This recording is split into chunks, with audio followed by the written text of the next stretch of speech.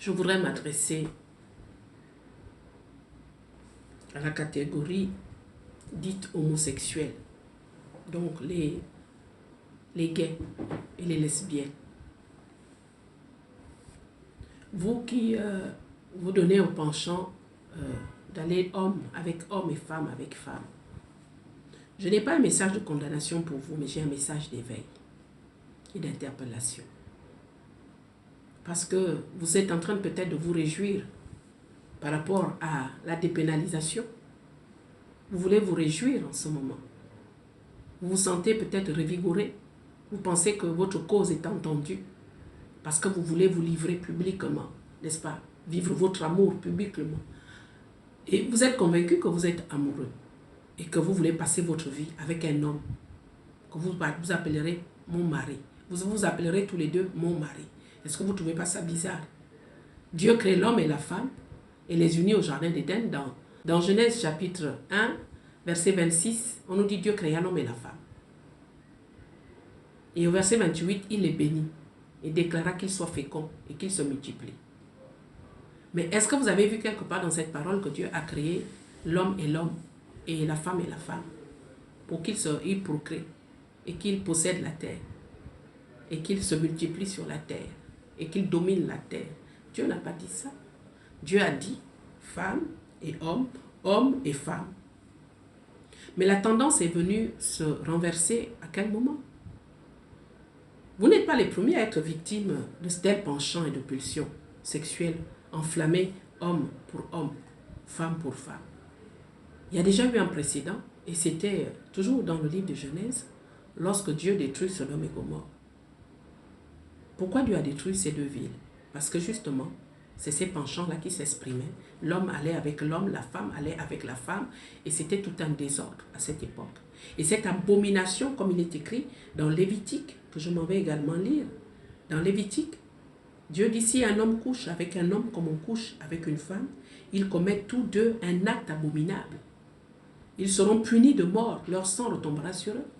Et c'est ce qui s'est passé dans les pays de Sodome et Gomorrhe. Et donc, puisque cette abomination avait atteint le summum, Dieu est descendu. Il a envoyé des anges pour mettre le feu sur Sodome et Gomorrhe et tuer tous ceux-là qui pratiquaient cette abomination. Parce que c'est écrit, ils seront punis de mort. Et c'est de là que Moïse va ériger cette loi lévitique. Pour que ceux qui continueront à vouloir le faire soient également punis de mort. Ça veut dire quoi? Quand vous voyez punition, là, c'est que Dieu n'est pas d'accord. C'est que ce n'est pas ce que Dieu a voulu faire. Ce qu'il a entendu de sa création, de l'homme et de la femme. Il les a créés pour qu'ils se multiplient, qu'ils s'unissent dans le mariage et qu'ils puissent peupler la terre. Non pas l'inverse. Alors vous comprenez que si Dieu détruit, c'est que ça ne vient pas de lui, c'est que ça vient du diable. Et vous avez laissé le diable vous enflammer. On va vous parler de taux d'hormones masculins. La science va essayer de vous entretenir dans les excuses. Mais de vous à moi, vous savez très bien que ça n'a rien à voir avec la science. C'est des possessions démoniaques. En d'autres termes, tous les démons qui ont été déchus, qui sont allés à Sodome et Gomorrhe, envenimer et animer les hommes. Vous n'oubliez pas que Dieu avait déjà détruit la terre par le déluge. Pour les mêmes raisons, la méchanceté avait envahi la terre. Les hommes faisaient du désordre. Donc les mêmes esprits là, enflammés contre le plan de Dieu et la création de Dieu sont allés à Sodome et Gomorrhe pour posséder les hommes et les femmes et les amener à avoir des relations contre nature. Dieu a donc détruit Sodome et Gomorrhe. Mais les démons qui animaient les hommes sont allés où? Ils se sont volatilisés et se sont propagés dans les nations, dans le monde. C'est pour cela que les nations se retrouvent à avoir des homosexuels, hommes et hommes, femmes et femmes. Ce sont ces démons-là qui habitent les corps. Et je vais vous le prouver parce que je vais vous donner des témoignages où des hommes ont été délivrés, des femmes ont été délivrées de tels faits. Jésus les a délivrés. Donc ne pensez pas que vous êtes une catégorie de personnes, des cas sociaux dont on doit prendre soin. Parce que la France a autorisé le mariage homosexuel et vous pensez qu'au Gabon ça doit se faire. Pourquoi? Vous ne pouvez pas rechercher le sens de votre vie. Vous pensez que Dieu vous a créé comme ça sur la terre, pour errer sur la terre, pour vous faire prendre par derrière? Vous ferez des enfants comment? Vous ne voulez pas avoir des enfants? Une femme, ta matrix a été créée pour porter des bébés. Tu vas aller où avec ça? Donc tu n'auras pas d'enfants. Vous allez adopter les enfants de qui? De qui? De qui?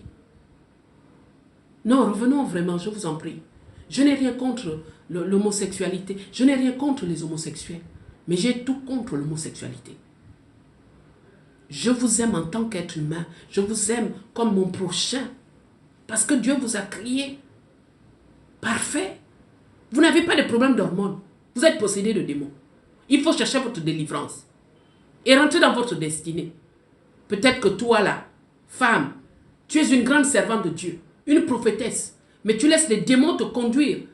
Mais franchement, homme, toi, un serviteur de Dieu. Dieu m'a parlé en novembre, le 19 novembre 2019. J'étais en retraite. Et Dieu m'a animé d'amour pour les homosexuels, pour tous ceux pour les hommes qui vont avec les hommes et les lesbiennes. J'étais surprise de sentir l'amour de Dieu pour vous à cette dimension. Et j'ai prié. J'ai prié, j'ai dit Seigneur, donne à l'Église maintenant de pouvoir élargir l'espace de leur tente et d'ouvrir la porte à tous les homosexuels parce que tu veux les sauver. Moi, dans mon ministère, Dieu m'a amené des homosexuels, hommes comme femmes, que j'ai conduits à Jésus. Il y a beaucoup d'homosexuels, même dans le Gabon, hommes comme femmes, qui ont renoncé, qui sont devenus des hommes respectables, qui ont fondé une famille. Alors, je vous invite à dire non. Comme les autres ont dit non.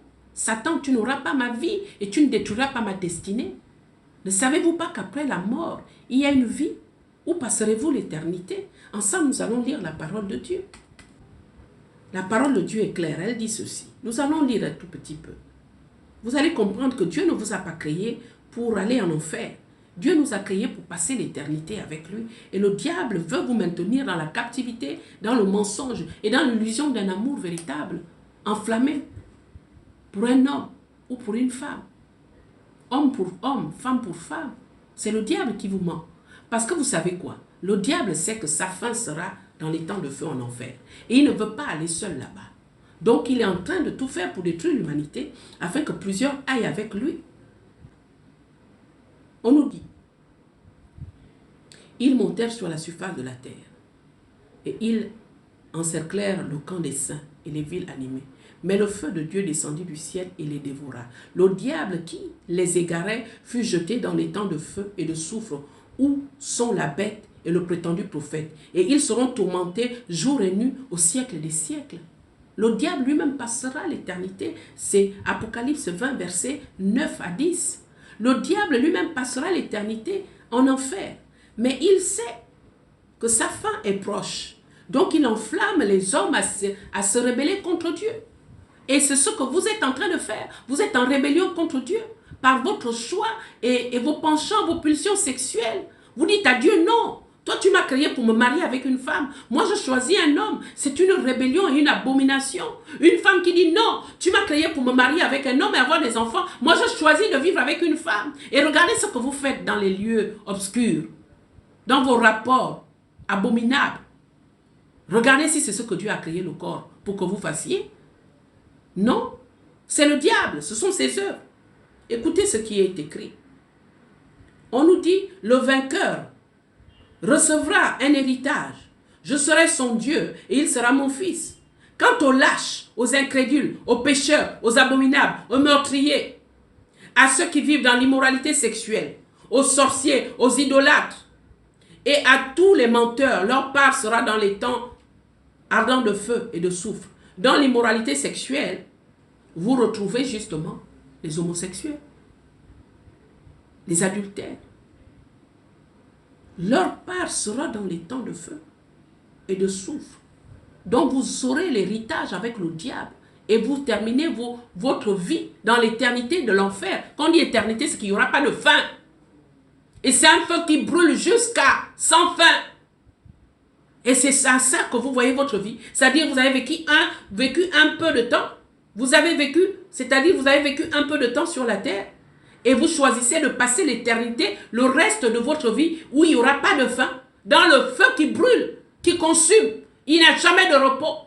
Comme le diable sait que cette vérité, et là je viens de vous lire Apocalypse 20, verset 7 à 8, mais comme le diable sait que la vérité, que cela s'accomplira, il vous a aveuglé, il vous a envoûté, il vous a envoyé des démons, et ces démons travaillent à vous garder dans l'envoûtement, dans le mensonge de l'amour, l'illusion de l'amour. Vous n'êtes pas amoureux, vous êtes possédé.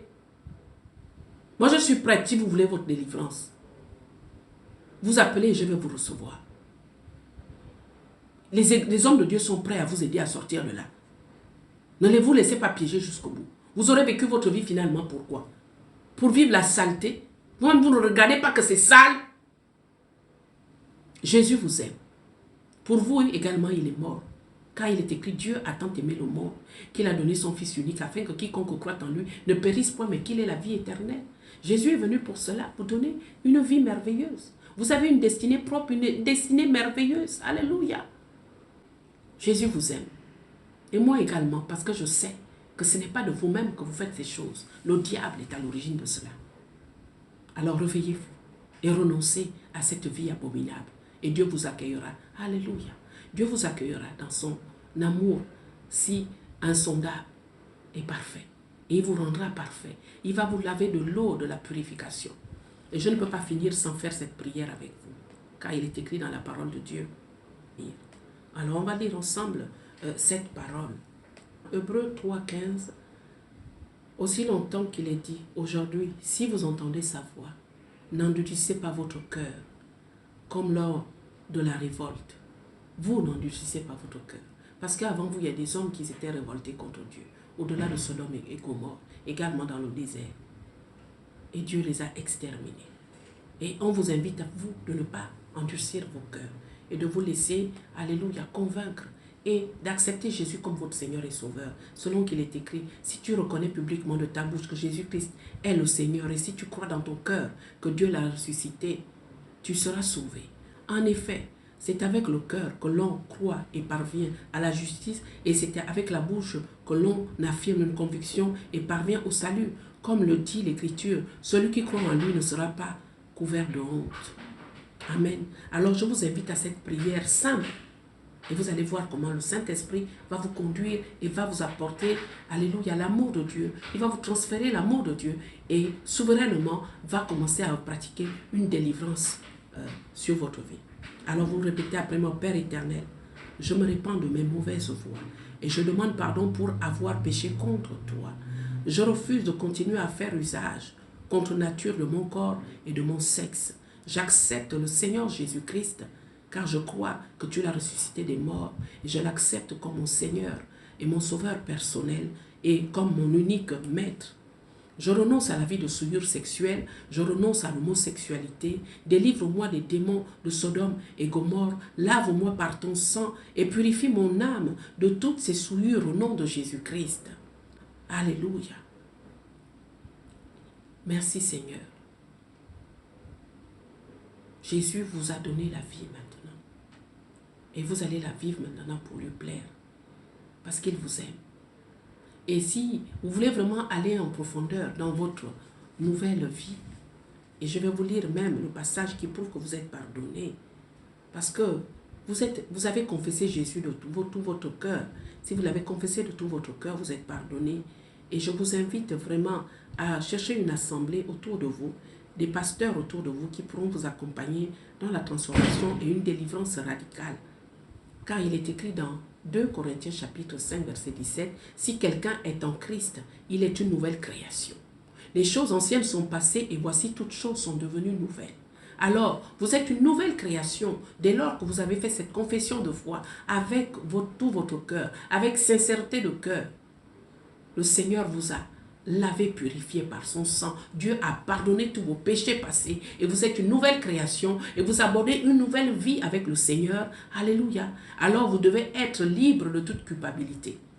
Comme je vous l'ai dit, Dieu ne condamne pas l'homosexuel, mais Dieu condamne l'homosexualité. C'est-à-dire que Dieu vous aime, mais ce sont vos pratiques qu'il condamnait. Alors vous êtes un homme et une femme libres, faites désormais ce qui est juste aux yeux de Dieu. Commencez à lire simplement la parole, commencez par l'évangile de Jean. Vous allez rencontrer l'amour du Christ et vous allez lui-même le rencontrer aussi. Le Saint-Esprit prend le contrôle de vos vies et vous emmène dans la direction qu'il s'est choisie. Et je vous invite fortement à trouver un leader, un berger, une servante ou un serviteur de Dieu qui va vous aider maintenant à grandir dans la foi. Et vous verrez, Dieu va vous donner une destinée. Dieu va vous donner de vous marier avec une femme. Dieu va vous donner de vous marier avec un homme et fonder une famille parce que c'est cela la volonté de Dieu pour votre vie. Échappez au diable. Prenez la résolution dès maintenant de mettre fin à ces ruses. Parce qu'il est rusé, il est menteur et je brise toute puissance d'envoûtement qui vous retenait dans ces voies de perdition. Que Dieu vous bénisse. Je vous aime. Je suis votre sœur et Jésus vous aime davantage. Merci d'avoir fait ce qui est juste. À très bientôt. Yes. Je témoigne. Allô. Oui, mais moi je vais vous témoigner. Voilà. Je vais vous témoigner. Je m'appelle Roland, j'ai 60 ans. J'ai passé 35 ans de ma vie dans une impasse douloureuse, une impasse qui m'a brisé, une impasse qui m'a déchiré, une impasse qui s'appelle Sodome. Oui, j'ai été pendant 35 ans homosexuel, 35 ans dans la souffrance, 35 ans sans issue, parce qu'il n'y a pas d'issue. Et un jour, dans la souffrance, j'ai crié au trône de mon Père. Oui, c'est biblique, je ne le savais pas, je l'ai fait comme ça. J'ai crié au trône de mon Père et j'ai dit à mon Père, Seigneur, si tu ne fais rien, je vais mourir. Eh bien, le Seigneur m'a entendu. Mon cri est monté jusqu'au trône. Et en 15 secondes, il a détruit 35 ans d'homosexualité. Et il m'a donné un désir de femme. Et maintenant je suis marié, il m'a donné une femme. Amen. Et maintenant il m'a donné un enfant. Amen, papa. Tu es béni. Gloire à Dieu. Gloire à mon Père. C'est pour ça que je suis dans la joie. Oh yes. C'est pour ça que Jésus, c'est ma joie. Parce que Jésus, je lui dois tout. Je lui dois tout. Je lui dois ma résurrection. Amen. Parce que ce que j'ai vécu, ça s'appelle une résurrection. Amen.